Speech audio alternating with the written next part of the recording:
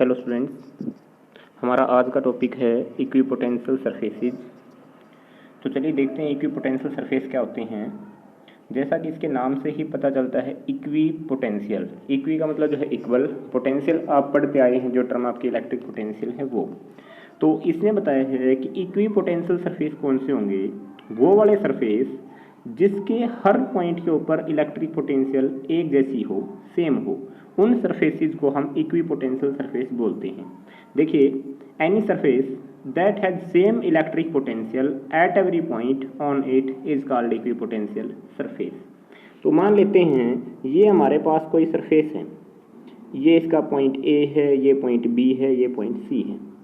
हमने देखा कि पॉइंट ए के ऊपर जो पोटेंशियल है वही पोटेंशियल आपकी पॉइंट बी के ऊपर है, वही पोटेंशियल आपकी पॉइंट सी के ऊपर है। इसका मतलब हम इस सरफेस के किसी भी पॉइंट के ऊपर पोटेंशियल मेजर करते हैं तो हमें हर जगह पोटेंशियल की वैल्यू कैसे मिलती है, इक्वल मिलती है। तो इस प्रकार के सरफेस को हम क्या बोलेंगे, इक्विपोटेंशियल सरफेस। अब यहाँ से आपको एक बात याद रखनी है, आपसे क्वेश्चन पूछ लिया जाएगा कि इक्विपोटेंशियल सरफेस पे दो पॉइंट्स के बीच का पोटेंशियल डिफरेंस कितना होता है। तो आप देखेंगे, मान लो आपको ए और बी के बीच का पोटेंशियल डिफरेंस बताना हो, V A minus V B आपको बताना हो, कैसे बताओगे। आपको पता है यही वैल्यू तो ए पे है, यही वैल्यू बी पे है, तो सेम में से सेम टर्म माइनस होगी तो कितना आएगा आपका, जीरो। तो इक्विपोटेंशियल सरफेसेस के ऊपर पोटेंशियल डिफरेंस कितना होगा, जीरो होगा। इसके बाद आपका नेक्स्ट जो है, हमें इक्विपोटेंशियल सरफेसेस की प्रॉपर्टीज बतानी है कि इसकी प्रॉपर्टीज क्या क्या होती है। तो चलिए देखते हैं फर्स्ट प्रॉपर्टी। फर्स्ट प्रॉपर्टी आपके पास है, no work is done in moving a test charge over an equipotential surface, कि इक्विपोटेंशियल सरफेस के ऊपर अगर कोई चार्ज है तो उसको मूव करवाने में हमें कोई भी वर्क नहीं करवाना पड़ेगा। क्यों नहीं करवाना पड़ेगा, देखिए ये आपके पास सरफेस, ये पॉइंट ए पे मान लीजिए कोई चार्ज है आपके पास, इसको आपने पॉइंट बी तक लेके जाना है, यहाँ से यहाँ मान लेते हैं कुछ डिस्टेंस भी इसने ट्रैवल की। अब देखिए हमने देखा यहाँ पे जब ये चार्ज था तो यहाँ इसकी जो पोटेंशियल थी वो फॉर एग्जाम्पल वी थी। जब ये बी पे आया तब भी हमने देखा उसकी पोटेंशियल कितनी है, वी है। इसका मतलब इसकी एनर्जी में कोई भी चेंज नहीं हुआ, एनर्जी में कोई भी चेंज नहीं हुआ, इसका मतलब इसके ऊपर कोई वर्क नहीं हुआ। तो इसलिए हमें इक्विपोटेंशियल सरफेस के ऊपर किसी चार्ज को मूव करने में कोई भी वर्क डन नहीं करना पड़ता है। क्लियर है। नेक्स्ट आपके पास जो प्रॉपर्टी है वो आपके पास होगी, electric field is always normal to the equipotential surfaces at every point, कि आपके पास जो इक्विपोटेंशियल सरफेस होता है उसके हर पॉइंट के ऊपर इलेक्ट्रिक फील्ड नॉर्मल होता है। नॉर्मल का मतलब परपेंडिकुलर होता है, ये आपको याद रखना है इसकी प्रॉपर्टी में। नेक्स्ट जो थर्ड प्रॉपर्टी है वो आपके पास है, equipotential surfaces are closer together in the region of strong field and farther apart in the region of weak field. इसने बताया, देखिए जहां पे इलेक्ट्रिक फील्ड स्ट्रॉन्ग होगा वहां पे इक्विपोटेंशियल सरफेसेस एक दूसरे के पास पास होंगे, क्लोज होंगे, और जहां पे इलेक्ट्रिक फील्ड वीक होगा वहां पे आपके इक्विपोटेंशियल सरफेसेस जो है अपार्ट फ्रॉम ईच अदर, या एक दूसरे से दूर दूर होंगे।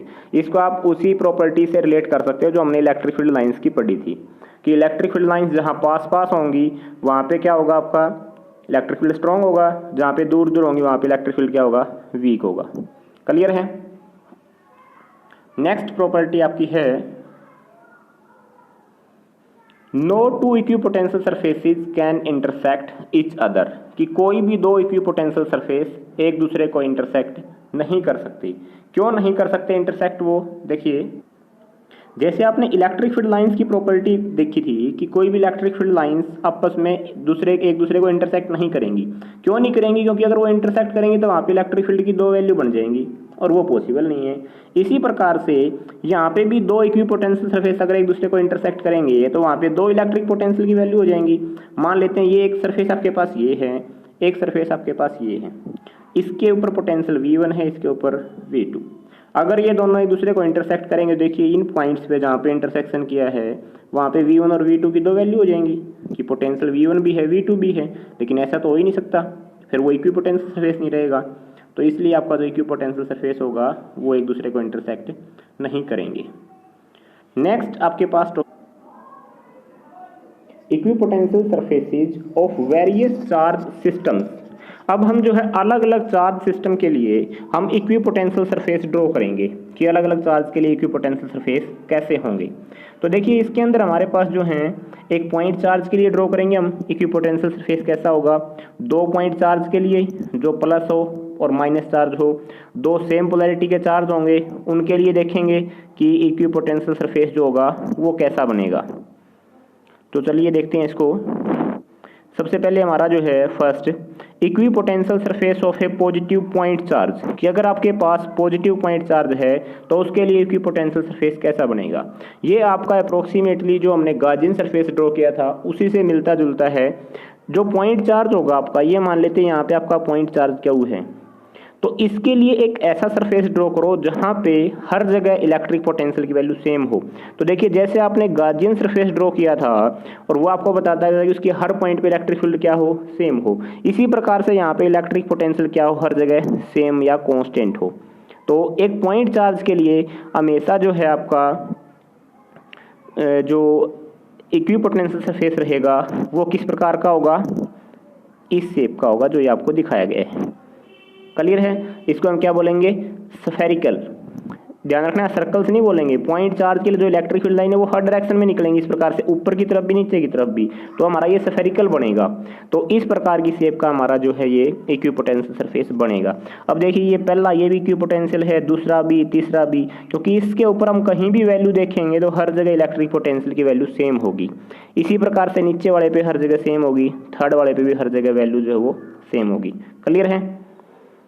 इसके बाद नेक्स्ट हम देखते हैं equipotential surfaces of 2 equal and opposite point charge कि अगर अपने पास कोई 2 इक्वल और अपोजिट चार्ज हो तो उसके लिए हमारा इक्विपोटेंशियल सरफेस कैसा बनेगा। ये प्लस ये माइनस, ये 2 चार्ज हैं आपके पास। देखिए आपको पता अगर प्लस चार्ज अकेला होता तो इसके लिए इक्विपोटेंशियल सरफेस इस प्रकार से बनता। क्लियर है। और इसी प्रकार से नेगेटिव के लिए बनता। अब यहाँ पे आप देखोगे कि जो ये सर्कल्स बने हुए हैं इसके, इधर तो हमने इसको दूर दूर बनाया हुआ है और इस तरफ बड़े क्लोजली पैक किए हुए हैं हमने। तो ऐसा क्यों है, देखते हैं इसको। आपको इक्विपोटेंशियल सरफेस की प्रॉपर्टीज में बताया था कि जहाँ पे इलेक्ट्रिक फील्ड स्ट्रॉन्ग होगा वहाँ पे ये हमारे इक्विपोटेंशियल सरफेस एक दूसरे के पास पास होंगे। तो देखिए प्लस और माइनस इनके बीच में हमारा इलेक्ट्रिक फील्ड कैसा स्ट्रॉन्ग, तो इसलिए हमारे जो ये इक्विपोटेंशियल सरफेसेज हैं यहाँ पे कैसे होंगे, क्लोजली पैक्ड होंगे। ये हमारी इलेक्ट्रिक फील्ड लाइन्स दिखाई गई हैं कि इस प्रकार से पॉजिटिव से निकलेंगी, नेगेटिव में जाएंगी। क्लियर है। नेक्स्ट देखते हैं equipotential surface of 2 equal positive charge कि अगर अपने पास 2 इक्वल पॉजिटिव चार्ज हों तो वहाँ पे अपना इक्विपोटेंशियल सरफेस कैसा बनेगा। अब देखिए यहाँ पे आपको ध्यान ये देना है कि इसमें जो हमारे इक्विपोटेंशियल सरफेस है वो क्लोजली पैक्ड किस तरफ है, इस डायरेक्शन में है, और जब अपोजिट चार्ज थे तो वो हमारे यहाँ अंदर की तरफ थे। आपको पता है पॉजिटिव चार्ज से इलेक्ट्रिक फील्ड दूर की तरफ जाता है, इसके बीच में यहाँ एक ऐसा नल पॉइंट आता है जहाँ पे इलेक्ट्रिक फील्ड की वैल्यू 0 हो जाती है। ये एक दूसरे को यहाँ से रिपेल करते हैं, इसलिए यहाँ तो इलेक्ट्रिक फील्ड जो है आपका वीक होगा, तो पोटेंशियल भी वीक होगी आपकी। तो इसलिए आपका जो स्ट्रॉन्ग फील्ड बनेगा वो यहाँ और यहाँ बनेगा, और इसीलिए हमारे जो ये इक्विपोटेंशियल सरफेस है यहाँ पे ज़्यादा क्लोज हैं एक दूसरे के। नेक्स्ट आपका जो है equipotential surfaces for a uniform electric field कि एक यूनिफॉर्म इलेक्ट्रिक फील्ड के लिए आपके इक्विपोटेंशियल सरफेस किस प्रकार के होंगे। तो देखिए अगर यूनिफॉर्म इलेक्ट्रिक फील्ड हो, यूनिफॉर्म का मतलब इलेक्ट्रिक फील्ड हर जगह एक जैसा है।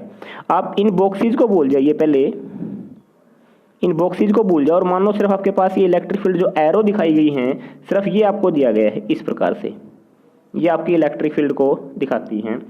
तो इसके लिए इक्विपोटेंशियल सरफेस कैसा होगा, हम एक इस प्रकार का एक सरफेस एरिया अगर हम यहाँ रखें तो ये हमारा कैसा होगा, इक्विपोटेंशियल सरफेस होंगे, क्योंकि इसमें हमारी जो इलेक्ट्रिक फील्ड लाइंस हैं वो जो है इक्वली स्पेस्ड है हर जगह पे। तो हर जगह इलेक्ट्रिक फील्ड कैसा है, सेम है, और इलेक्ट्रिक फील्ड सेम जहाँ होगा वो आपके वहाँ पे इलेक्ट्रिक पोटेंशियल भी कैसी होगी, हर जगह सेम होगी। और जहाँ इलेक्ट्रिक पोटेंशियल सेम हो उस प्रकार के सरफेस को हम क्या बोलते हैं, इक्विपोटेंशियल सरफेसेज। क्लियर है।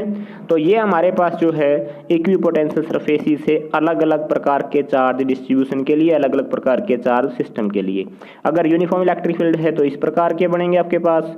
अगर 2 अपोजिट चार्ज हैं, 2 इक्वल चार्ज है तो उसके लिए जो हमारा इक्विपोटेंशियल सरफेसेस होंगे वो अपोजिट डायरेक्शन में ज़्यादा क्राउडेड होंगे, ज़्यादा क्लोजली पैक्ड होंगे। और इसके बाद जो हमारा नेक्स्ट है, दो इक्वल और अपोजिट पॉइंट चार्ज हों तो उसके लिए जो है एक दूसरे की तरफ यहाँ पे ज़्यादा क्लोजली पैक्ड होंगे। और नेक्स्ट हमारा जो है एक पॉइंट चार्ज के लिए कैसा होगा, इस प्रकार से स्फेरिकल सेल्स की फॉर्म में बनेगा। क्लियर है? तो ये जो था हमारा इक्विपोटेंशियल सरफेसेस का टॉपिक था। इसके बाद जो नेक्स्ट टॉपिक है वो हम नेक्स्ट क्लास में करेंगे। Thank you.